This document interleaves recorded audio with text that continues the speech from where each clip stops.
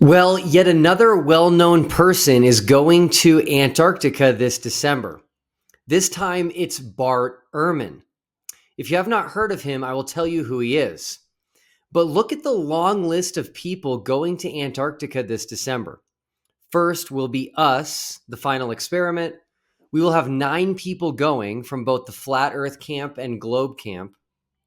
And we will be in Antarctica starting on December 14th. Next is Captain Kirk. Yes, 93-year-old William Shatner will be traveling to Antarctica, undoubtedly checking off a bucket list item. Most people do not make it to 93, so good for him, not only making it to 93, but having his health and still being able to make a trip such as this one. Next is astrophysicist Neil deGrasse Tyson. He will be joining William Shatner as they travel to Antarctica by way of the sea. Neil has never been to Antarctica, and I'm sure is looking forward to this once-in-a-lifetime trip. And then there's Scott Kelly. Scott Kelly is a well-known NASA astronaut. He has spent over 520 days in space, including one mission that was 340 days straight. Now, that's of course assuming space is real. If space is fake, then the real question becomes, where was Scott Kelly for those 340 days? And now we have Bart Ehrman. I'm Bart Ehrman, and I'd like to invite you to join me on a cruise to Antarctica with Thalassa Journeys.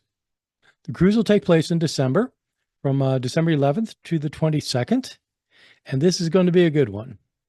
There are lots of people going to Antarctica these days because it's one of the most gorgeous places on the planet. Icebergs, glaciers, mountains, penguins, whales, seabirds. Bart Ehrman is a well-known New Testament scholar, but is perhaps most well-known for being agnostic. The amount of well-known people going to Antarctica this December is pretty incredible. But more so, they are all inviting the general public to join them. Even our trip is open to the general public.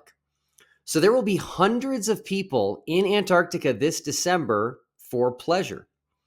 And so this should forever dispel the idea that Antarctica is closed or off limits.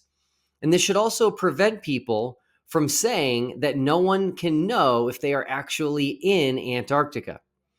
Hundreds of people are not going to spend tens of thousands of dollars each to travel to Antarctica and be taken somewhere else. That would never fly, and these people who can afford the high ticket price of Antarctica would have the wherewithal to pursue these companies legally for claiming to take them to Antarctica and really taking them somewhere else. And honestly, I'm still unclear where that somewhere else would be. 9 of us will be in Antarctica in less than 6 weeks, and we will be reporting back to you, hopefully live, as to what we see in Antarctica. And most importantly, what we observe the sun doing as well. Look forward to it.